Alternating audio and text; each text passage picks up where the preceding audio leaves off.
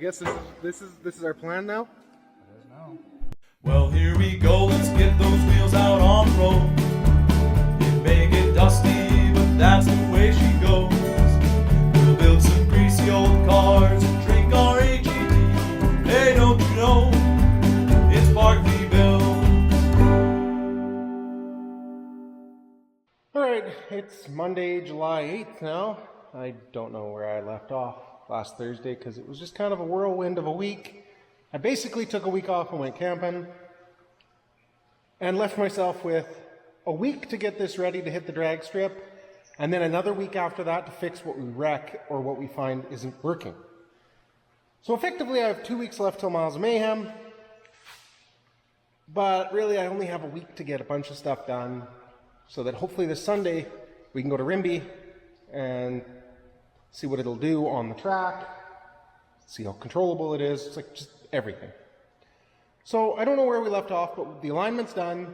We drove it a whole bunch, but the suspension is way too compressed. Well, I shouldn't say compressed, but we need to space up the struts. So Josh has some, well, it's a leveling kit for his truck, but I think it'll go perfectly under that for us. So that, I think, is going to be my plan of attack. First thing, I'm going to put some more water in the cooling system now that it's either leaked down or bled a bunch of bubbles out of it. But I'll top up the coolant tank, I'll get this thing on the hoist, I'll rip the fenders off, I'll rip the tires back off, and we'll see if we can't get these spacers in above the coils. And then I added some more stuff to my list that I found we got to do. I'm not happy with the front studs. I think they're starting to pull out when I went to torque things. So I'm going to pull the front tires back off too.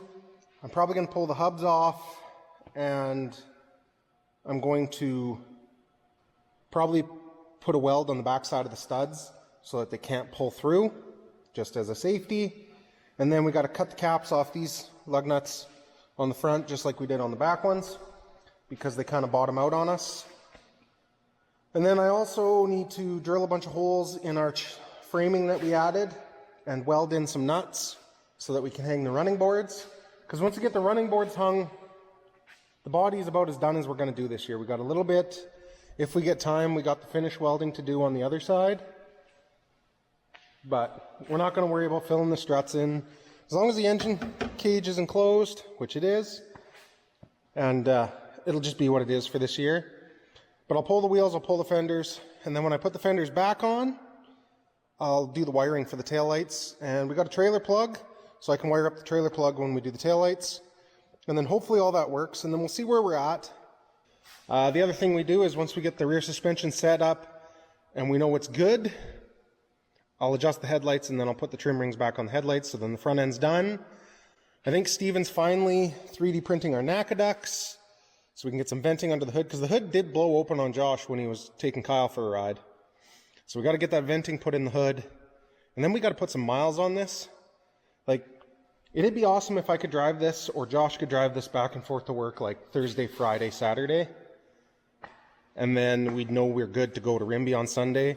Worst case scenario, we could haul it to Rimby on Sunday, but if I don't want to do that unless we have to do that, so it'd be nice to just drive it.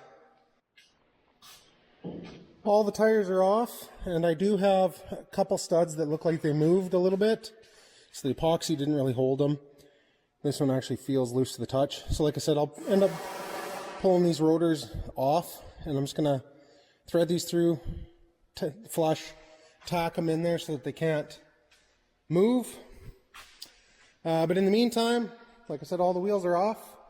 I pulled the driver's side fender, and I pulled the strut out. And I did paint the side of the strut where the heads of the bolts were, so that I could align it, because I made that mistake on my Subaru. I didn't mark them, and they were adjustment bolts. Turns out this thing doesn't have camber adjustment. It is what it is, so it didn't matter anyway. But oh well. Now, I should be able to try and see if I can make these work. Even if I have to re-drill them or something, we'll see what we can do. because that's about what I need for height. So hopefully I can make this work, although the holes don't quite look like they line up. So I'll see what I can do here. All right, quick update. I got the new holes drilled in the top of the strut towers. Don't mind that. That's just stuff for Josh to fix later. And it's fine because that side's not bad. This side's worse. But they're drilled in both sides. And I drilled the new holes in the top of the one strut. So the spacer's ready to be bolted on as soon as Josh gets here with bolts. He's picking them up on his way home. I've still got to knock the 2 studs out of that one and re-drill that one, but I'm going to get this thing lifted up and I'm going to start pulling the front hubs and rotors out, well, rotor hub assemblies off. I'm going to thread all these studs into the same length, and then, like I said, I'll tack the back of them so they can't move. Set all the studs to the same length, and luckily you can't see in there because there's probably several books that have a picture of what I did with a line through it, but I don't own those books, so there's nothing wrong with what I did. Alright, I got the ends cut off the lug nuts so that the stud can pass through. And I just got them on with a little impact. I'll torque this thing when I set it down. But they didn't feel good when I was torquing them, and it felt like the studs were moving a little bit. And sure enough, there was at least one that was moving, and they were all loose. So at least putting the weld on the end will keep them from pulling through, even if the weld breaks off the cast iron, which it shouldn't. And like I said, I wouldn't recommend anyone else do this, but it should never be an issue until we break a stud, and then we'll be cursing my name. But fingers crossed that doesn't happen. At least it's on the front, so, you know, if it comes off, we die. But in all reality, at least it's on the front. We're not pulling it on and off 30, 40, 50 times, switching over to slicks like we will with the back. So now I'll get these holes drilled in this strut, because hopefully Josh should be here in about a half an hour. And then I can get the rear suspension put back together, hang that fender again, because I guess I didn't really even need to take it off. I did break the sway bar end link on the other side, because I was going to pull the sway bar so that I could hang this side down even farther, but it didn't work out well. So Josh is bringing the sway bar end link for this one too. So I'll get that all put together. And I think while I'm waiting, I'm also going to adjust the steering stops so that the wheels don't hit the pipes. And then that's another thing I can knock off the list. Okay, steering stops are adjusted. I adjusted it to about an 1/8 inch gap. I know that when I'm turning and when it's underweight, the tire will flex, but at least it's not hard into the pipes. So I'm going to call that good. That's almost like maxed out on the adjusters too. I did the ground for the line lock. I added the ground like right beside it, right to chassis. And then I put a relay on the switch. So like there's the master switch for it, which powers up the one side of the control on the relay and the other side of the power side. Then the ground side of the relay control is controlled by the button, and it does sound like it clicks a little harder. We won't really be able to try it till we get tires back on and get some weight on it, but we'll see what it wants to do. I'm hoping that it holds now. If not, it was a cheap Chinese line lock. If it doesn't work out, we'll have to just buy a decent quality one, I guess. So next, I got to figure out what I'm going to do, because I'm still waiting for Josh to get here with the hardware and the sway bar link. I might start running wires for taillights and trailer plug, and then that's done. That's another thing I can knock off the list. And I mean, it looks like the list is getting small, and because it is. I mean, there's not a ton left, but like it's all stuff that is somewhat important, so I'm still stressing. Oh, I got to remember to wire up the license plate light as well. So I think that's what I'll do now, is I'll just start running wires while I'm waiting for Josh. All right, so Josh got the hardware for me, and we got the struts back in. We got the wheels back on. Our alignment looks pretty jacked now, but we'll see when we get weight on it. I know we'll have to realign it. I think Tanner said like one full rotation should kind of get it close. But so that's the 1.5 inch lift kit on there now. We got that sway bar end link most of the way in. The tail lights are wired except for reverse lights. And I just have to run the trailer plug wiring here. And I'm probably going to have to put a relay in for the reverse lights because I don't think it's going to be enough current coming on that little switch or that little wire. And I did forget to wire up the license plate light, so I'll have to add another wire for that, but that's not a big deal. Chances are that bulb's gonna burn out for 35 years. Yeah, I had to clean all the contacts on that. So I'm probably going to take this lens off and clean every contact in there too. But we'll get that fender on, we'll lift it up a little bit, I'll hook up the light, and then we can put it on its tires and check the wiring for the, like, make sure the lights work. And then I'd like to test the line lock and see if the line lock's working too. So, oh, and we got to torque all 4 tires. So, well, so the cheap Chinese line lock doesn't work. The wheel studs. I couldn't get name brand in any sort of time without them being like $300 for a set of 10. So I got these Chinese ones off Amazon. Had good reviews. 7 out of 10 have stretched and won't torque. So I've got 2 torqued on this side and 3 on that side. So I guess 5 stretched really bad. And 5 of them torqued to 75 foot-pounds, and that's all I could get out of them. So we're going to have to cut my welds out. We're going to have to, not that they're much anyway, because a couple of them broke. We're going to have to rethread them and get 1/2-inch studs, I think. Drill them, tap them to a 1/2-inch, get 1/2-inch studs, and just be done with this crap. Because we can't trust this. The backs torque up fine every time. These are sickening. It's a sickening feeling. And if you look, this side, I took a straight edge, like I took that construction, or whatever you call that thing, that fancy square, and I set them all to the same length. And you can see how far out these 3 have pulled compared to these 2. Like, we just can't trust this. So if we go to 1/2-inch studs, then they're all the same. We can't do pound-in, we have to do thread-in. But at least if we do 1/2-inch studs, they're all the same, all the lug nuts are the same. So it's what we're gonna have to do. We might end up doing it with all thread, but I'm gonna try and get just thread-in studs. Yeah, we're gonna get a hold of Napa and see if they can get them for us in any kind of timely fashion, because this can't be, this isn't a thing. This is just dangerous. But we do have 1 reverse light now. All 3 of these bulbs were no good, and we only had a spare 1157. And the stop lights aren't connected to the car yet anyway.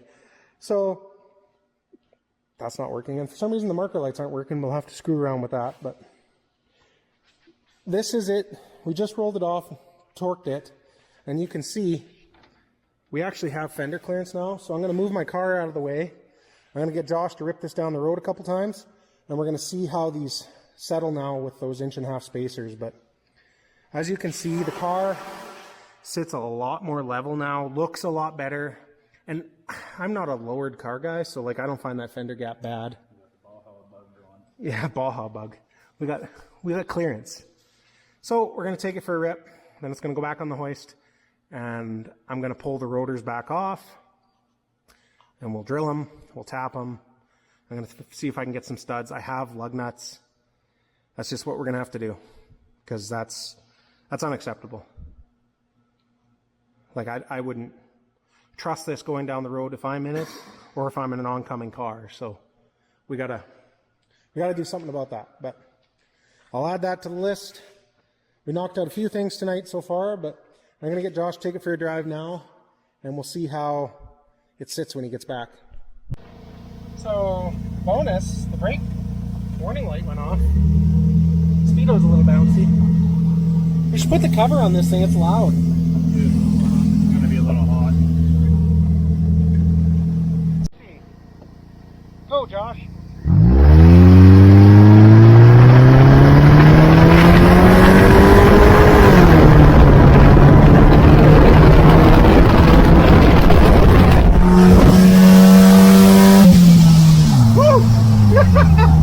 Okay, the alignment's a little jacked still. One was taking life in our hands. Turn the radio. Oh, the radio's already cranked right to the max. We'll just turn that down, save some power. Good Good news is, seats are comfortable. Door didn't stay closed very well, but like, the fender gap is like perfect now. We'll see with the trailer. Hopefully the trailer doesn't sink it too bad. This side has like oodles and oodles of clearance. Oh, that fender's not tight. But that's better. The lift kit was the key. Fixture right up. Got her. Now, let's deal with the extremely danger in the front. And I'll call Tanner and tell him we need an alignment again. We gave the lockout rods, the alignment rods, whatever you want to call them, the tow rods, a half a turn on each side, and it looks better in the air. Like, it's still not quite straight, but when it goes, when it sits down, they do move a bit. And pulled the wheel off and just unthreaded all the bolts. They were stretched. You could tell they were stretched because they were bending. It broke the weld right off the end of the stud, or the bolt, which isn't a surprise with a hardened material. So, and the threads weren't great. So the nice thing is we didn't even have to pull the rotors. We can drill these and tap these on the car. We just got to make sure we can get studs before we tap them. Fix 3 problems, get 1 more. Race car. Race car. I figured we better test out the slicks too to make sure we had fender clearance. And they look good on there. They don't stick out as far, which actually looks way better. And they do look aggressive with those 5 spokes on there. Maybe you just need a set of them for the street. Just look at the flex in that sidewall. That is lots of clearance. We might have to. Fixed. Those ones are that. Yeah, that side's not. That fender's not tight, but it's a little close on the front. It'll bend out. But being an independent, as you squat it, they move backwards. So it's the back that we really got to worry about clearance on. And the suspension is really torqued up. I watched it as the wheel sat down. So the wheels will straighten a little bit. But They do look a lot better. that's about the offset this car actually should have with these fenders. Okay, it's Wednesday. I don't know the night. No, it's Tuesday, the 9th. It is disgustingly warm out. Like, us Yetis up north here don't enjoy this heat. It's like 32 degrees Celsius, so I don't know, like 1,000,000 Fahrenheit. I don't know, like, it's too hot. It's been a gross day, so I gotta cool myself off. But I got a whole bunch of stuff today, and I hauled it all on my motorcycle. So everybody that says motorbikes aren't practical is wrong, because I got the cooling system vacuum filler, tap and die set, front wheel stud by the foot, spilling my beer. I have window seals. Surprisingly, in an old drawer at work of stuff that we were getting rid of, we had the exact same fuses this car has in it. Like, I've never seen fuses like that, except in this thing. Like, I've seen glass fuses, but these aren't glass fuses. They're like a plastic wrapped thing. They're weird. Anyway, I got more stop leaks since we puked most of it out on the floor. I'm going to rebuild the transmission tonight, so that's that solved. Got some bulbs for the tail lights, some bearing retainer for the wheel studs. Hopefully there's enough there, else I'll have to buy another stick. But when Josh gets here tonight, this is his job. He can put windows in. I'm going to get started on, I don't know, I'll probably do the cooling system first, just because, you know, I want to do something easy first. So I'm going to get to work. Alright, I've acted out, and it's still weird. There's still a ton of air gets in this hose. I'm not quite sure what to do about that. I might have to do some thinking here, because, like, it makes no sense. Like, I've acted out, got it under good vacuum, it completely sucked in all the hoses. Should have got rid of all the high spots. I don't know. Maybe I'll have to pull the thermostat. If I pull the thermostat, it won't stay at temperature because there's so much cooling system. So, oh, there's water there, but it just gets. I need a bleed tap up here almost. I don't know. Maybe that's what I need to do. It's gonna be the bane of my existence, this car. Okay, so I was looking at this, fiddling around and thinking, and I wonder if this line here was allowing air to get back to the top of the rad, and because the rad isn't mounted vertically, it was allowing air to get in this line, because now I have water in this line. I pulled this off, I plugged it, I put another just hose on to plug that with a bolt in it, and then I bled as much air out of this as I could. So now I wonder if it's gonna work, and the only way I'll be able to tell is when we go to drive it again, but I'm gonna call that maybe fixed for now. Well, I think it's time to rebuild the transmission. Done. Okay, the back glass is in. And according to Josh, it's one of the only pieces we've installed on this car that came from this car and belongs on this car. And it fits, if you can imagine. So now, Fetus is modeling, but we're gonna try and get side glass in now. Nice tits. Exactly, nice tits, Kyle. I don't hear it all. Hanging out the jobs now. I bypassed this top line, like I pulled it off, plugged it, put another line, plugged that line. So we're going to see if the cooling system does its thing now. We drilled, tapped, and put the new studs in with green Loctite, like bearing retainer. We got all the glass in now. And Josh is just welding up the bottoms of the door pillars now. Okay, good news. All our lights now work. All our markers, our headlights, our tails. Oh, I lied. I got one bulb to change here. Not that it probably matters that much, but we have left-hand signal, although it signals very fast. And we have right-hand signal, which still signals fast, but not as fast. And we also have reverse lights. So all the lights are now working. That's something else I can cross off the list. It's not pretty. Like, this is horrendous. I'll zip tie some of it out of the way. No, I won't. The wiring under the hood isn't great either, but like I still got wires around here for the cruise control that I gotta figure out if I have time. But we got lights, and that's all I care about right now. All right, it's Wednesday, or I hope it's Wednesday. I hope it's not Tuesday. Yeah.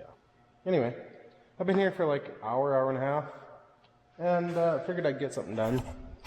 So Josh had started this inner fender, and then I've mangled it together the rest of the way. So I made the mess, but it's his problem. So I think if we sand down these welds, we should be able to put the fender on. And then hopefully, if he's happy, that'll be the last time the fender goes on before Miles of Mayhem. I checked all the studs. They're all solid, so that's good. When we set it down, I'll torque all the wheels and make sure we're good. So hopefully we're done with the whole front end thing. Josh got insurance on it today. I'll put the top cover on, but yeah, it's kind of where we're at. Okay, Josh, would you like to explain what you've done? Well, I took a perfectly pristine Volkswagen and I turned it into this.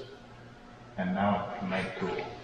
Well, we did some quick math, and it said we needed like 24 holes to equal the same amount of air as the scoop was. So we decided 8 3-inch holes was enough.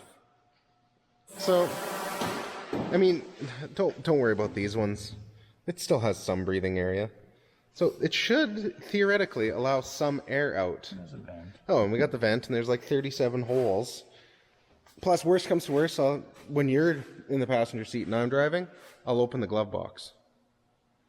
Absolutely not. Now that it's legal, let's take it for a drive. We even have all our lights, which is like, including license plate light. Yeah, it's just a little dim. But look at all our lights. That's a Mr. Mike Barkley light right there. No, that's out of an old Dodge truck. That's why. That's the part of the car that's going to light on fire. That's the only piece of Dodge we put in this whole thing. I was thinking because it's dim. Yeah. Well, I'm dim too. Yeah, I get that. That's where I was going with it. Josh isn't very happy with me because it has working seat belts. We'll see how loud it is going down the road, but like just putting the lid on and the windows in really quietened it down, but you're gonna want to open that because it's still 30 degrees outside. Signaling even. Oh, I forgot to put the new flasher in.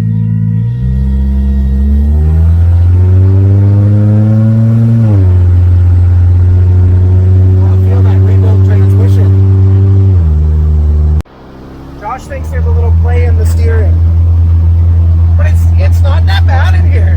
I mean, you can't probably hear anything over wind noise, but like I'm comfortable. The seat's good. The arm is like the perfect height. Like we're good. You know, other than the fact it's leaking coolant everywhere, it's not bad. It's leaking at least 2 spots. Well, other than the fact we stopped and let it cool off because we blew off a heater hose that doesn't exactly have a clamp on it. So I'll fix that. Then we got to try and bleed this system out again. We're still having cooling issues. I jacked it up, pulled the top line off the rad, backfilled it from there, and we got a ton of air and pressure, and it's soaked us both because it kept blowing back at us. But what'd you figure? 5-10 minutes we did that? Probably put a good couple. We probably lost a gallon, but we probably put a good couple in. So I'm willing to bet this thing was probably about a gallon low, and the whole back end was just full of air, which is surprising with the vacuum filler, but there's a lot of system here. So we're gonna let it run for a few minutes, probably 20 or so, and I'll hook up the computer and see if I can monitor the temperature. All right, it's Thursday night. I just verified the water level. It hadn't moved since last night, and I mean, this is still weird. It still feels like there's air in this line, but we know we got a ton of water in this thing now, so I'm going to start it and run it and monitor the temperature on the computer and see how it goes. I was going to grab a piece at home, like I was going to measure up a piece I have at home with a spare water neck on it, but I forgot, so hopefully this works. If not, I guess tomorrow I'll be doing that. But if everything goes to plan now, and this all seems all right, then we just got to weld the door sills and go for a good drive tonight, and then tomorrow will be trailer prep. Just a mock prep so that we got kind of the weight we're going to need behind the car, and then Sunday we're going to road trip it to Rimbey is the plan. So first things first, I'll get the computer powered up, and I'll get this thing fired up, and I'll keep an eye on coolant temp. Well, it's been running for like 15 minutes. The coolant temp's at 200. The water level hasn't really changed at all. It's still full. But I do notice we're getting low on gas, so I might have to have Josh bring us some gas. Alright, so this hose still gets straight full of air, so we shorten the pipe down, open the hole up a little more, and we're going to sleeve the hose down in, and then we shorten the hose a little bit. Not because I heard it. Oh, didn't rip. We bled and bled and bled again. Then we lifted the surge tank up and bled this side line because this one's always full of water now. So we bled the air out of this one. So now, in theory, we should be able to go for a drive and not puke everywhere. And I know this is wishful thinking, but I was hoping to catch what we puke, so. Oh, we also added fuel. Yeah, we're getting some heat here. Oh yeah, there's some heat in that. Oh yeah. Let's see. Not really anything. I feel water, maybe. Got some heat, so the thermostat must have opened. We're sitting at 216, so. Oh, tank's empty. Alright, so we took it for a drive. Made it not even a mile, and it started getting hot, so we turned around, come back, made it back to Josh's driveway. Not quite to Josh's driveway, and it blew that hose off. And we got a little, like, my feet are wet, the floor is wet in the car. So we brought it back. Well, we used all my water that I stored under the hood that Josh laughed about. Got it back. He welded a couple, like, beads on there to hold the hose clamp. Got the clamp back on, got the hose on even farther. And then I shortened this hose by 1.5 inches. Put it on, and then I spaced up this side of the reservoir an inch to get this line above. And I think we got it because we just took it for a drive for 6 miles, 7 miles.